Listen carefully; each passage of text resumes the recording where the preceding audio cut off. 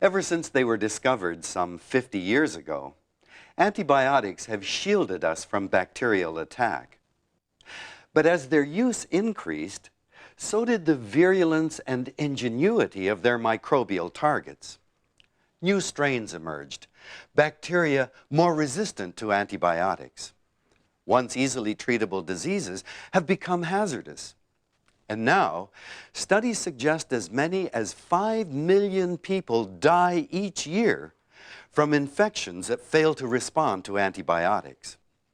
These horrifying microorganisms have even colonized many of our hospitals.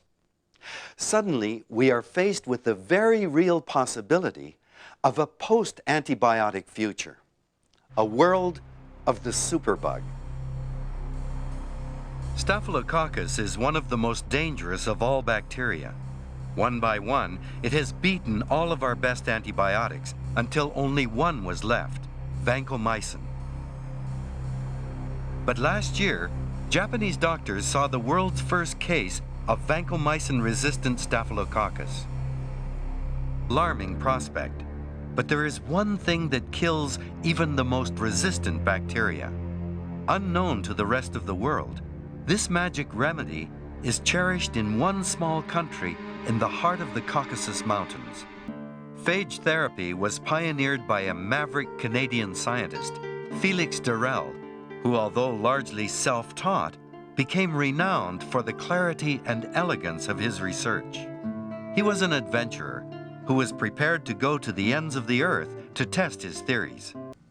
But it was in Russia that Durel got his opportunity to put his theories to work. Stalin, it was said, wanted this magic medicine for his army, and in the Finnish War of the 30s and later in World War II, it was used to protect the Red Army from the dysentery and gangrene that plagued the battlefield. With Stalin's blessing, Durel founded an institute at Tbilisi, the capital of Georgia, that was dedicated to the study of these magical viruses. Durel named these healing viruses bacteriophage, which means bacteria eaters, and there is a phage to kill every kind of bacteria. Just as bacteria attack people, these tiny viruses attack them, and they're found wherever bacteria thrive, most often in sewage. Here they are too small to be seen, but the phage are killing off the bacteria, one by one.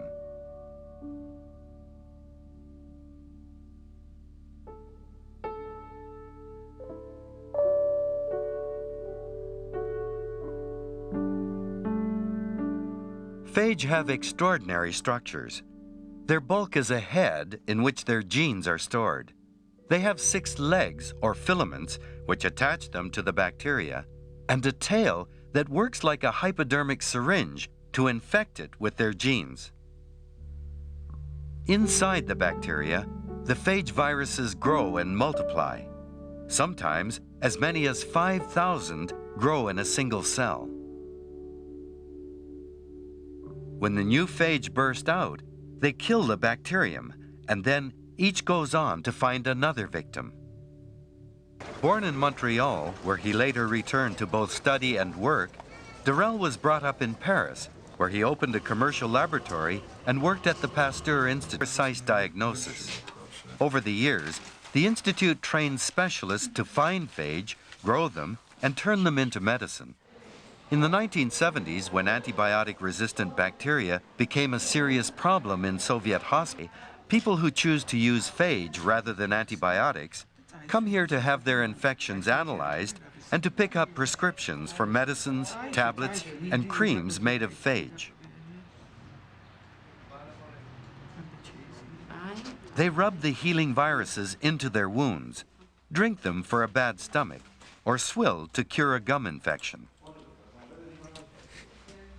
And every day in the hospital, these viruses are used to save lives. This woman developed gangrene in a wound on her thumb. 5 days ago, the doctors cut away most of the infected tissue. The rest, they treated with phage. It is ultrasound, and it pushes phage in the deep tissues, deeply in tissues. Phage works wonders in Georgia, and given the chance, it could do the same everywhere. An extraordinary library of phage medicine is held in Tbilisi. It's a national treasure, preserved by the painstaking care of the Institute's scientists. It was built up over the 50 years when problem bacteria were sent here from all across the Soviet Union. Phages were found to fight every new infection, and then they and the bacteria they killed were stored separately for future research. There are phages here to fight hundreds of different infectious diseases. Some are even originals from the 1940s. It's the biggest collection of phage medicine in the world. Phage therapy has been so successful here for so long that it's hard to understand why, in the West, we have never even heard of it. The Russians had no contact with the West, and the West had no contact with them. Under the Soviet regime, such contacts were officially discouraged, and those whose profile rose too high sometimes had cause for regret. Georgia Aliava, a friend and colleague of Durrell, for instance, was shot during the Stalin era for reasons that are still a matter of speculation. In later years, as the Cold War intensified, the use of phages took on a more strategic note because of their potential use as antidotes to Every time we take an antibiotic or spray one onto a crop, the weakest bacteria are killed. The few strong ones, resistant to the antibiotic, are left to multiply. Resistance is inevitable, and the more antibiotics we use, the worse the problem becomes. This plate of Staphylococcus has been dosed with antibiotics which kill most bacteria. But MRSA, the resistant bacteria, thrive when the sensitive ones die, and they soon take over in a clear example of survival of the fittest. The key problem with antibiotics is that they are unchanging chemicals. Once bacteria develop resistance to them, they become ineffective. But phage is different. The beauty of phage as a medicine is that they are alive, so they can change just as bacteria do. When bacteria evolve resistance, phage evolve alongside. When a superbug appears, a superphage will always evolve to attack it. It's an evolutionary arms race. Phage offers the world a naturally evolving medicine able to fight off any new bacteria that emerge.